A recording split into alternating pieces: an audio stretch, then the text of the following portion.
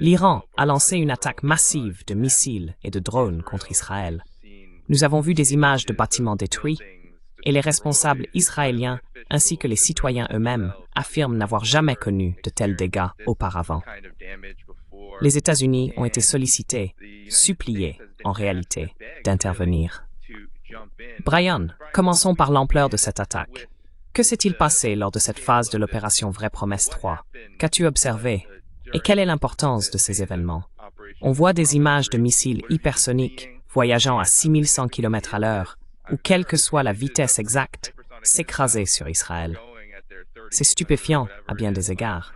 Mais selon toi, quelle est la portée de tout cela?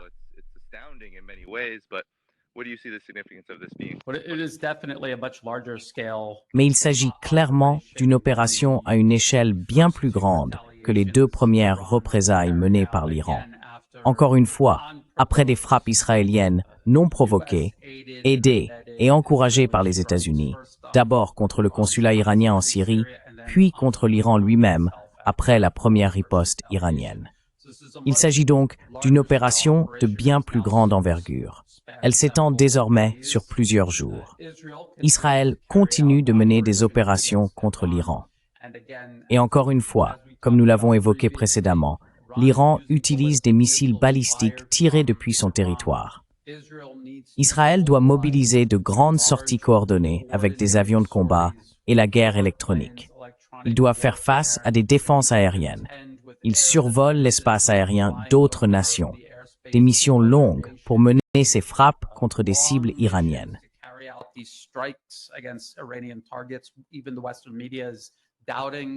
Même les médias occidentaux doutent de la précision et de l'efficacité de ces frappes, bien que je ne doute pas qu'elles causent également de sérieux dégâts à l'Iran. Maintenant, la question que nous avons posée auparavant et que nous devons continuer à poser en attendant la réponse est la suivante. Qui sera capable de soutenir ce type d'opération militaire le plus longtemps? Quels sont les objectifs de chaque partie dans ce conflit? Vous venez d'évoquer le fait qu'Israël demande aux États-Unis de rejoindre le conflit. Il s'agit d'une guerre américaine menée par l'intermédiaire d'Israël. Les États-Unis sont déjà impliqués. Ils sont déjà directement impliqués. Et ce sont eux qui cherchent un prétexte pour s'impliquer plus ouvertement et très probablement mener eux-mêmes des frappes directes.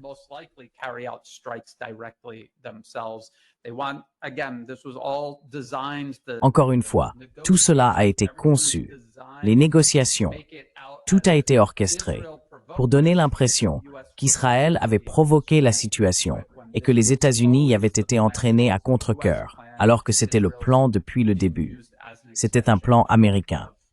Israël est utilisé comme une extension de la politique étrangère américaine et de son hostilité envers l'Iran.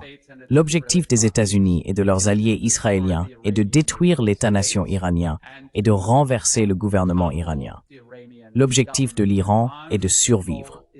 Beaucoup de gens nourrissent de grands espoirs qu'un jour l'Iran effacera Israël de la carte avec ses missiles.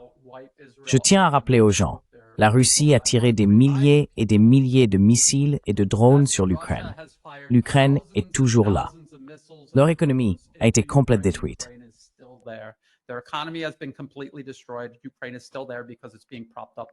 L'Ukraine existe encore parce qu'elle est soutenue par les États-Unis et tous leurs autres alliés en Europe. Israël ne sera pas anéanti par des frappes de missiles. Même si l'économie est paralysée, endommagée, voire complètement détruite, elle sera soutenue comme tous les autres alliés de l'Amérique. Et certains diront, « Brian, Israël est plus petit que l'Ukraine, donc ce n'est pas une bonne analogie. » Je leur demanderai alors de regarder Gaza, qui est bien plus petite qu'Israël lui-même. Elle a été bombardée, pilonnée, envahie et rasée pendant des années et des années. Et elle est toujours là. Voilà donc une limite réaliste aux capacités militaires de l'Iran. L'Iran cherche à survivre. Il cherche à augmenter le coût pour Israël et les États-Unis de poursuivre ce conflit. C'est là leur espoir. Ce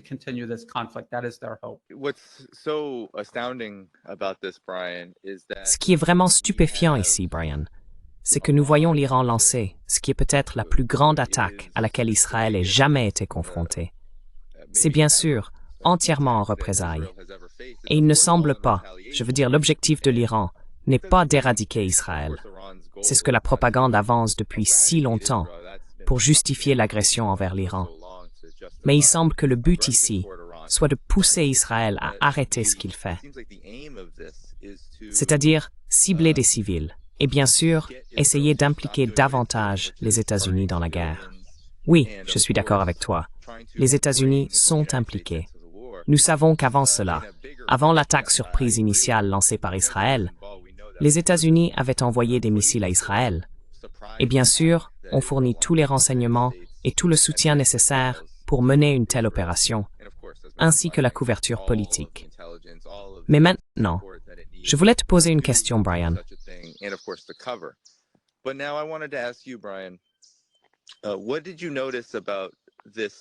Qu'avez-vous remarqué concernant cette dernière phase de l'opération Vraie Promesse 3 en ce qui concerne les dégâts causés à Israël? Parce que j'ai entendu dire, par exemple à Bat Yam, qu'il y a, bien sûr, Israël sous-estime toujours de nombreux éléments, notamment toutes les données liées à sa participation à des actes d'agression et à ce qu'il subit en retour, le contre-coup, la riposte, la réponse à ces actes. Mais ici, nous voyons et entendons des rapports faisant état de plus d'une centaine de blessés, soi-disant de plus de 30 disparus, de plusieurs morts. Ce sont des chiffres, en une seule journée, dans une seule zone, que nous n'avions jamais vraiment entendus venant d'Israël. Donc, parlez-nous de cela. Vous avez dit qu'il est difficile de savoir combien de temps l'Iran peut tenir, combien de temps Israël peut tenir dans cette situation. Mais qu'en est-il des dégâts causés jusqu'à présent? Comment cela affecte-t-il le camp israélien, le camp américain, à mesure que la situation évolue?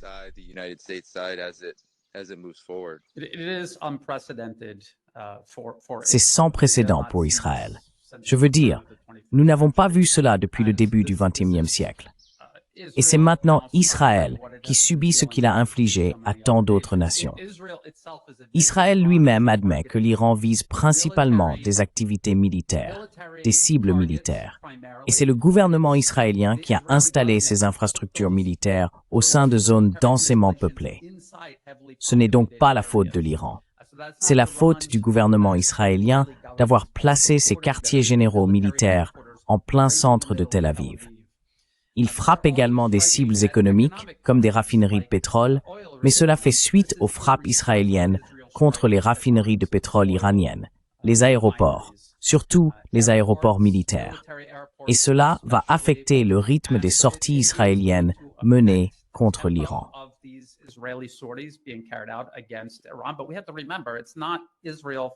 Mais il faut se rappeler que ce n'est pas Israël qui combat l'Iran. C'est les États-Unis qui combattent l'Iran à travers Israël. Les États-Unis disposent d'énormes moyens en dehors d'Israël qui ne peuvent pas être touchés actuellement par l'Iran lui-même, selon les limites que l'Iran a lui-même fixées pour cette opération. Ils peuvent donc remplacer ces avions, remplacer toute munition perdue, et les capacités de défense aérienne en Israël sont renforcées par la marine américaine et les avions américains basés à terre, ainsi que par des systèmes de défense aérienne et antimissiles répartis dans toute la région. Il faut donc garder tout cela à l'esprit. Il s'agit déjà d'une guerre sur plusieurs fronts menée contre l'Iran, avec Israël placé en première ligne, volontairement, pour assumer la responsabilité et absorber les représailles, comme ces documents stratégiques l'ont exposé il y a bien plus de 10 ans.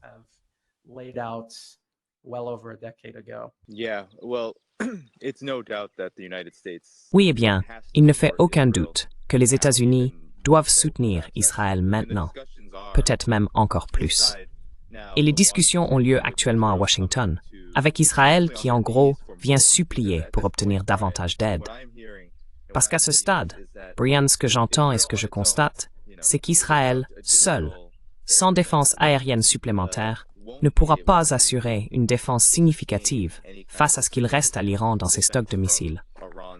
J'entends dire qu'ils n'ont utilisé que les anciens types de missiles et qu'ils testent maintenant les nouveaux modèles qu'ils possèdent, les missiles hypersoniques. En gros, la raison pour laquelle Israël dit « États-Unis, impliquez-vous davantage, s'il vous plaît », c'est que s'ils n'ont pas la couverture aérienne américaine, si les États-Unis ne s'impliquent pas plus directement, Israël sera à court de défense aérienne avant que l'Iran n'épuise ses propres moyens, ce qui est une mauvaise nouvelle quand on parle des objectifs américains et israéliens ici. When we talk about the US and Israeli goal here, if the United States is at the lead, well, you're looking Vous savez, at si les États-Unis sont à la tête, eh bien on assiste à l'un des moments les plus embarrassants depuis des générations, voire de toute l'histoire, pour les avant-postes les plus importants des États-Unis dans le monde, leur soi-disant allié le plus important, qui se retrouve humilié à ce point. Avez-vous vu ces rapports? Qu'en pensez-vous, sachant que la raison pour laquelle l'Iran agit ainsi, c'est parce qu'il se défend? Il frappe Israël, principalement des cibles militaires. Mais, étant donné que tant de sang civil a déjà été versé en Iran, je pense qu'on est déjà bien au-delà de 100 morts à ce stade lors de certaines de ces frappes individuelles. Israël tue à lui seul 20 enfants. Voilà où nous en sommes. Maintenant, l'Iran a le droit de frapper n'importe quoi parce que c'est une guerre totale, et Israël viole déjà le droit international. D'habitude, quand Israël agit ainsi avec l'aide des États-Unis, l'autre camp n'a pas les moyens de riposter de façon significative. Il semble que cette fois, ce soit différent.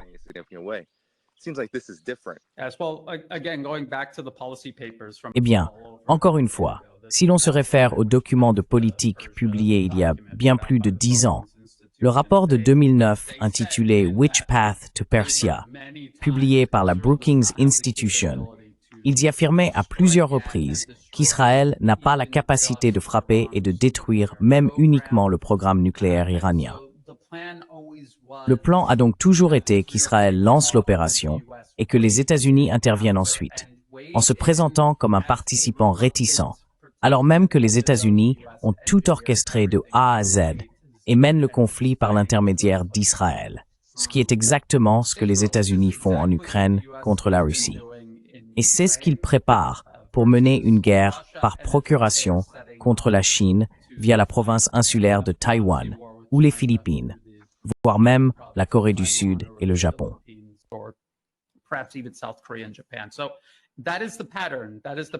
Voilà le schéma. Voilà le schéma. Et c'est de la construction de récits. C'est de la gestion de la perception, l'illusion qu'Israël demande de l'aide aux États-Unis et que les États-Unis y réfléchissent, alors qu'ils ont toujours su que cela visait à précipiter leur implication directe à terme. Mais ils ont besoin de manœuvrer selon leurs propres conditions. Et d'une certaine manière, ils observent comment les choses évoluent et calculent ce qu'ils devront faire lorsqu'ils interviendront. Voilà ce qui se passe ici. Et encore une fois, l'objectif ici est un changement de régime. Il s'agit d'affaiblir et de détruire l'Iran en tant qu'État-nation. Et c'est ce qu'Israël essaie de faire en ce moment de son propre chef, selon le récit.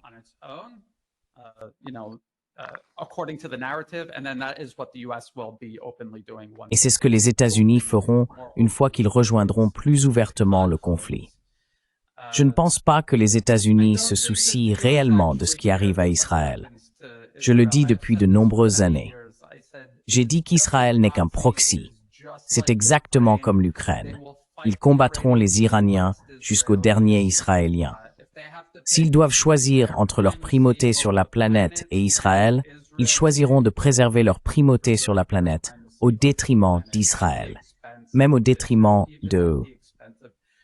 Je l'ai répété maintes et maintes fois. Maintenant, nous voyons cela se dérouler. L'autre danger dont je veux avertir les gens, ce sont les armes nucléaires qu'Israël serait censé posséder en grande quantité et la réelle probabilité qu'ils finissent par les utiliser.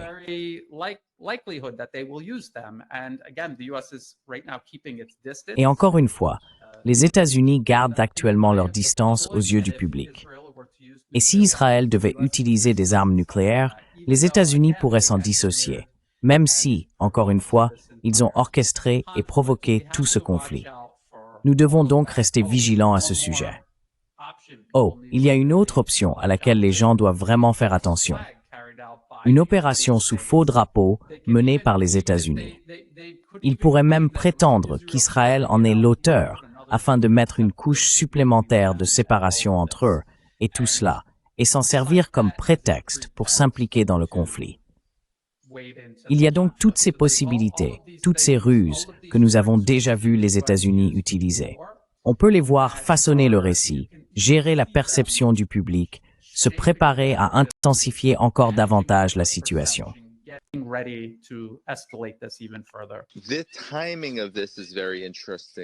Le timing de tout cela est très intéressant parce que, déjà, de mon point de vue, si cela devait s'arrêter demain pour une raison quelconque, qu'il s'agisse d'Israël, de l'Iran ou des États-Unis, je me dis que ce n'est tout simplement pas le bon moment.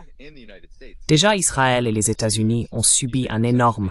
Quand on parle de gestion de la perception est vraiment mauvaise. Parce que d'un côté, il y a Israël, bien sûr, qui fait ce qu'il fait avec l'aide des États-Unis. Tuer des civils, se vanter, faire toujours ce qu'il fait. Des choses très inhumaines, barbares. Mais ensuite, il y a l'Iran, qui frappe principalement des cibles militaires. Et maintenant, les images circulent de Haïfa, de Tel Aviv, du missile hypersonique qui, vous savez, va à une vitesse stupéfiante et s'écrase sur Israël. Partout dans la région, les gens célèbrent les missiles qui passent au-dessus de leur tête au Liban et dans d'autres zones. Nous avons le Yémen.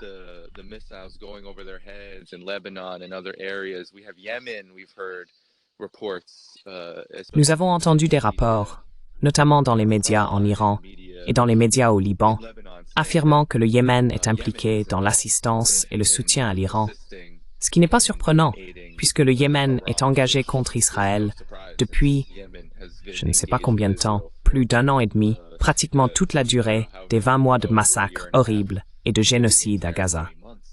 Donc, la perception semble déjà très mauvaise, ce qui me fait penser que oui, les États-Unis soutiennent Israël depuis le tout début et qu'il y a un agenda derrière cela. Le timing de tout cela semble vraiment mauvais pour les États-Unis, étant donné que, comme vous l'avez dit, il y a une véritable question nucléaire ici. Et maintenant, si Israël utilise ses armes nucléaires, vu ce que nous avons constaté avec l'Iran, l'Iran semble disposer de très bons renseignements sur l'emplacement de tout en Israël. C'est pour cela qu'il cible ce qu'il cible.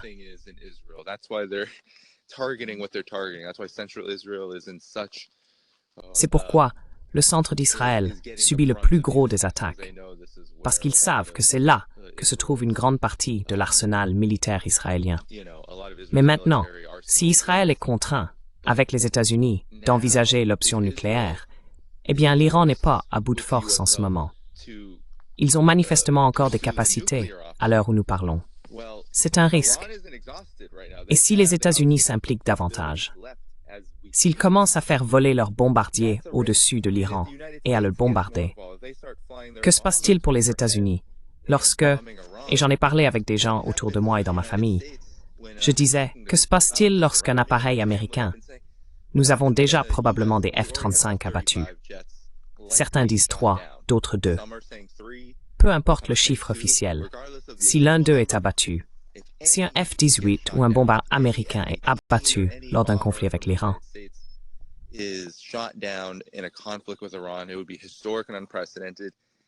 ce serait historique et sans précédent. Je ne pense pas qu'Israël puisse supporter la moindre attaque contre lui. Nous l'avons vu le 7 octobre. Il est devenu complètement incontrôlable. Lorsqu'il a le sentiment d'être soi-disant attaqué, il perd tout contrôle. Et nous l'avons constaté au cours des 20 derniers mois. En ce qui concerne les États-Unis, je pense que la grande inquiétude, c'est que si les États-Unis s'impliquent avec l'Iran et subissent des dommages de la part de l'Iran, que se passe-t-il alors? Que se passe-t-il ensuite? Parce que les États-Unis sont d'une toute autre nature. C'est l'Empire, c'est l'hégémon. Et ses capacités nucléaires dépassent de très loin celles d'Israël.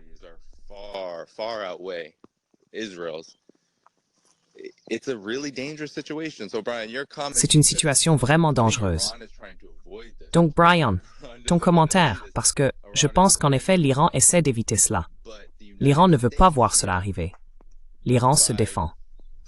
Mais les États-Unis, ici, en flirtant avec l'idée d'une intervention directe contre l'Iran, flirtent aussi avec la guerre nucléaire, car leurs moyens conventionnels risquent de subir des dégâts.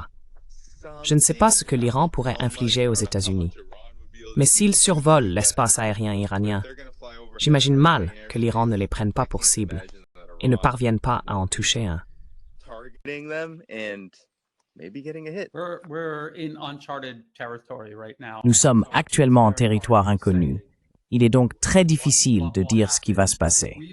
Nous avons très souvent évoqué ces dernières années le fait que la fenêtre d'opportunité se referme pour que les États-Unis réaffirment leur hégémonie sur la planète. Et ils se précipitent, prenant des décisions très mauvaises et hâtives. Je pense que cette attaque contre l'Iran était une décision précipitée.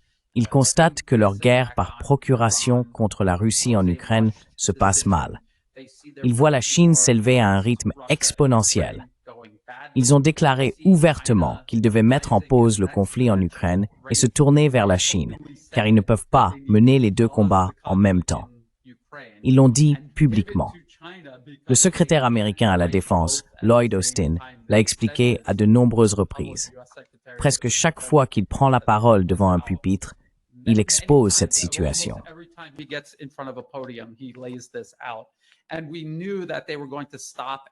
Et nous savions qu'ils allaient s'arrêter en Iran en cours de route lors de ce pivot de l'Ukraine pour affronter la Chine dans la région Asie-Pacifique. Nous sommes donc en territoire inconnu. Nous avons toujours dit que lorsque les États-Unis deviennent plus désespérés, ils deviennent plus dangereux. Ils ont un proxy, Israël, doté d'armes nucléaires dont ils pourraient envisager l'utilisation.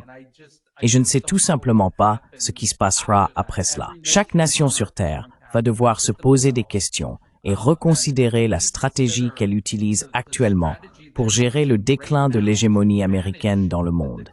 Elles vont vraiment devoir la reconsidérer, car la situation est hors de contrôle et devient un danger pour absolument chaque être humain sur Terre.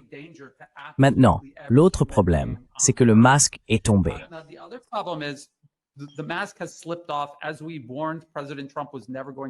Comme nous l'avions prévenu, le président Trump n'allait jamais rien changer. Avant même d'entrer en fonction, il s'est entouré de néoconservateurs qui rêvent d'une guerre contre l'Iran depuis toute leur carrière politique.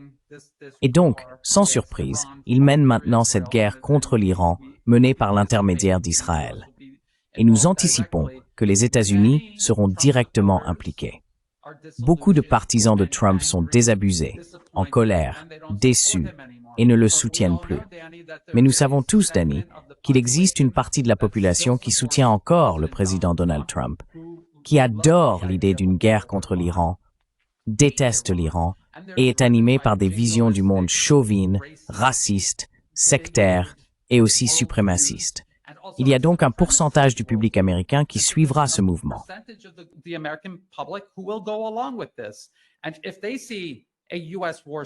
Et si ces gens voient un navire de guerre américain couler au fond du golfe Persique, ou une base militaire américaine, illégalement disséminée à travers tout le Moyen-Orient, à l'autre bout de la planète par rapport à l'endroit où elle devrait réellement se trouver, être frappée avec de lourdes pertes, ils vont exiger plus et non moins de guerre. Il est vraiment difficile d'imaginer comment cela pourrait bien se terminer. Les États-Unis sont passés maîtres dans l'art d'acculer leur propre population ou celle de l'un de leurs alliés entre un mur de pierre et leurs prétendus ennemis, les forçant à se frayer un chemin par la force. C'est exactement la position dans laquelle ils placent Israël, l'Ukraine et tous leurs alliés, délibérément, et ils essaieront très probablement de faire la même chose avec le public américain.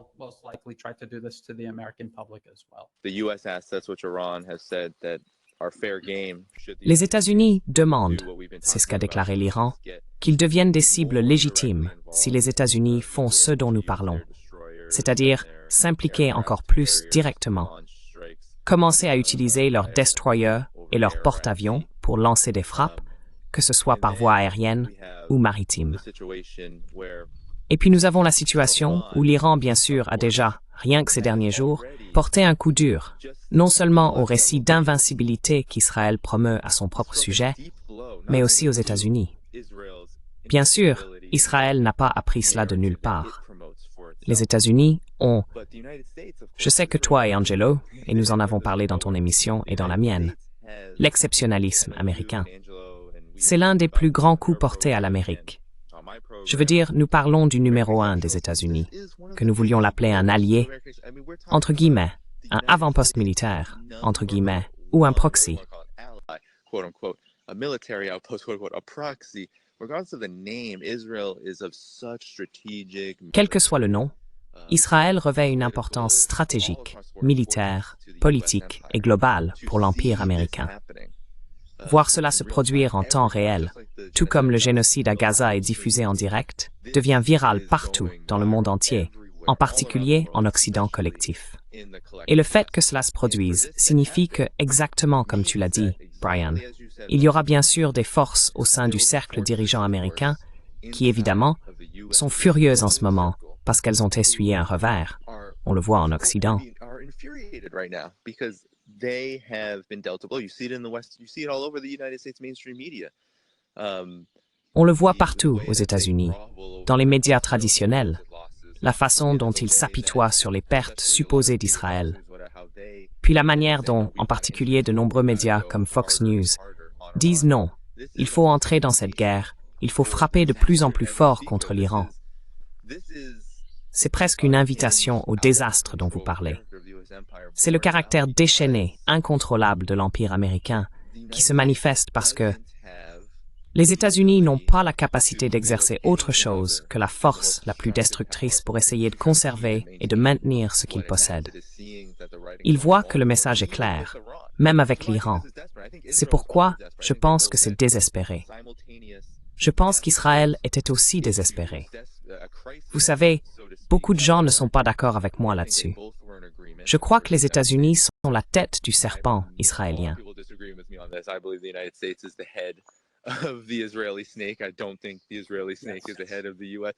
Je ne pense pas que le serpent israélien soit la tête des États-Unis.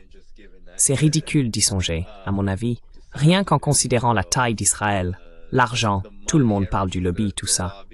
Mais soyons réalistes. Cela est permis. Les États-Unis pourraient mettre fin à la guerre en Ukraine demain. S'ils retiraient leur aide militaire à Israël demain, tout serait terminé. Donc, je pense que le calcul ultime ici était, et je pense que c'était une erreur. Je veux dire, je pense que flirter avec une catastrophe nucléaire dans les 6 premiers mois d'une administration complètement instable n'était pas intentionnel. Je pense effectivement que l'agenda, comme tu l'as dit, Brian, je suis d'accord. L'agenda est ancien et ne dépend pas des administrations américaines, ni de la personne qui se trouve à la Maison-Blanche.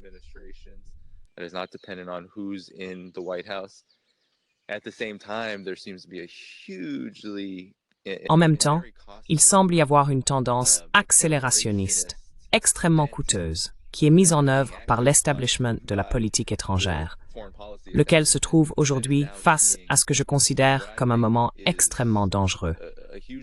D'un côté, l'Iran est acculé et doit réagir de manière très significative, et il est probable qu'il continue à le faire si cela ne s'arrête pas. Et puis les États-Unis, et bien sûr leurs chiens d'attaque israéliens, se retrouvent eux aussi acculés. Ce n'est pas dans l'intérêt de l'humanité, mais bien le contraire. Ils se sentent acculés parce qu'ils ont vu leur supériorité décliner et qu'on leur a répondu d'une manière qu'ils ne peuvent pas tolérer, ce qui signifie qu'on ne sait pas quelle sera la réaction à partir de maintenant.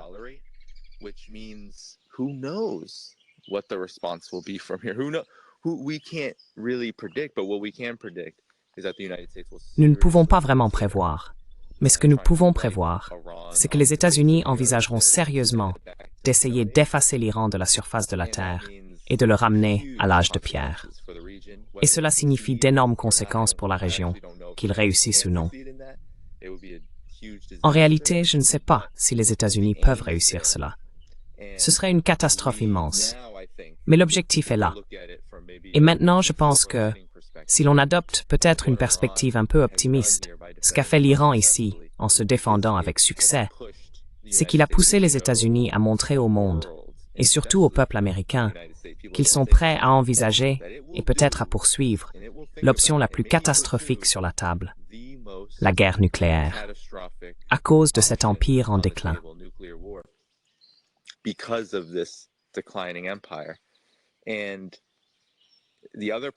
Et l'autre aspect positif, C'est exactement ce que vous avez dit. How does the Comment le monde multipolaire multipolaire va-t-il gérer cela?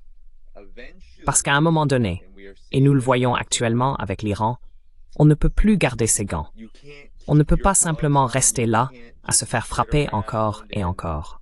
allow yourself À un moment to donné, be punched les and États-Unis punched ne and peuvent pas punched. tolérer une Russie souveraine. Eventually, the United Ils ne peuvent pas States tolérer une Chine souveraine. tolerate a Russia, Ils ne peuvent a pas sovereign tolérer un Russia, Iran souverain. tolerate a sovereign China, À un and moment tolerate donné, a sovereign les Iran. États-Unis vont frapper très Eventually, the fort United States will et vous serez punch, obligé de and riposter you tout will aussi be violemment. compelled, Et c'est la punch real hard, réalité you will be à laquelle le monde punched real multipolaire hard va être back, and confronté. that's the Nous n'aimons reality pas that the cela. multipolar Nous ne le world voulons pas. is going to Nous ne voulons pas face. voir une guerre We don't like catastrophique. it. We don't want it. Mais We il semble que don't c'est la want direction que cela prend. a catastrophic war, but it seems like that's the direction. A lot of good points, Danny. And again, this Beaucoup de bons notion that arguments, Israel Danny. controls the United Et encore une fois, cette States, if idée this were selon true, laquelle Israël United contrôlerait States les would have États-Unis, initiated the si c'était attack on vrai, Iran, les États-Unis auraient lancé l'attaque contre l'Iran. Ils en auraient assumé l'entière responsabilité et auraient encaissé toutes les représailles. Ce seraient des Américains qui recevraient des missiles balistiques matin, midi et soir depuis plusieurs jours, pas Israël. Ce que vous voyez se passer en Israël est exactement ce qui se passe actuellement en Ukraine. Et c'est ce qui arrive au proxy de l'Empire américain. Nous assistons aux signes caractéristiques d'un empire en déclin terminal. L'Empire romain avait un sentiment d'invulnérabilité, et le monde craignait l'Empire romain parce qu'il semblait invulnérable.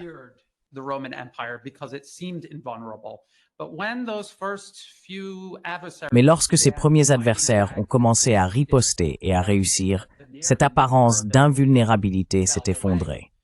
Et soudain, plus personne, nulle part dans le monde, n'avait peur de l'Empire romain. Tout le monde a commencé à se défendre au lieu de capituler devant eux. Et cela a marqué le début de la fin. Bien sûr, de nombreux autres facteurs, internes et externes, ont contribué à la chute de l'Empire romain. Et c'est exactement ce que nous voyons se produire avec les États-Unis. Ce n'est pas la première fois que l'invincibilité militaire américaine est mise à mal. Ils ont simplement pris la fuite devant Ansar Allah au Yémen. Ils ont perdu des avions face à un groupe armé qui ne possède même pas de force aérienne.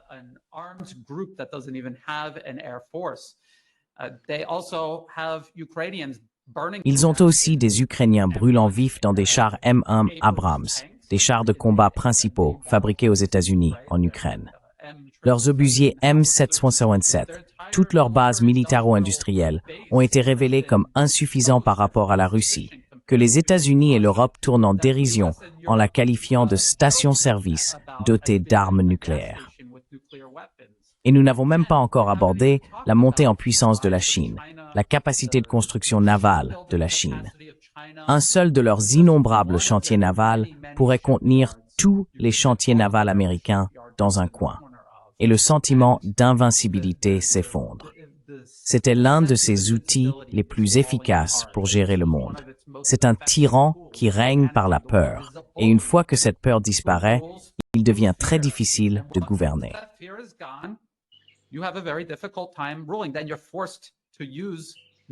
Alors, vous êtes forcé d'utiliser la puissance militaire. Mais que se passe-t-il si votre puissance militaire n'est en réalité pas aussi forte que vous avez essayé de le faire croire? Voilà la situation dans laquelle ils se sont placés. Car, comme tu le dis, Danny, ils ne voient pas d'autre façon d'interagir avec le monde. Et ce qu'ils feront, ce sont des choses de plus en plus horribles pour tenter de réimposer la peur. Et nous devons nous demander, avec quels moyens? Et on voit la liste des moyens se réduire. L'un des éléments en haut de cette liste sera leur vaste arsenal nucléaire.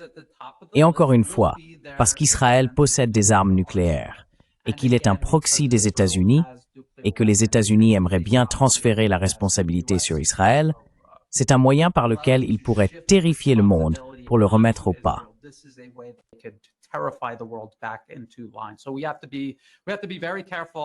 Nous devons donc être très prudents. Et l'une des dernières choses que je dirais, c'est que nous devons faire très attention à ne pas laisser nos préjugés nous amener à surestimer ce que nous pensons que l'Iran, la Russie ou la Chine peuvent faire, et à sous-estimer ce qu'Israël, l'Ukraine et bien sûr les États-Unis qui utilisent les deux comme proxy peuvent accomplir. Il faut vraiment veiller à cela et ne pas laisser nos biais obscurcir notre capacité à voir ce qui se passe réellement. Il faut aussi faire preuve d'une certaine patience. C'est un conflit en cours. La situation est très changeante. Rien n'est clair. Il y a de la désinformation délibérée et des gens qui commettent simplement des erreurs. Nous devons donc être extrêmement prudents en attendant que tout cela se clarifie. So we have to be very, very careful as we wait through all of this.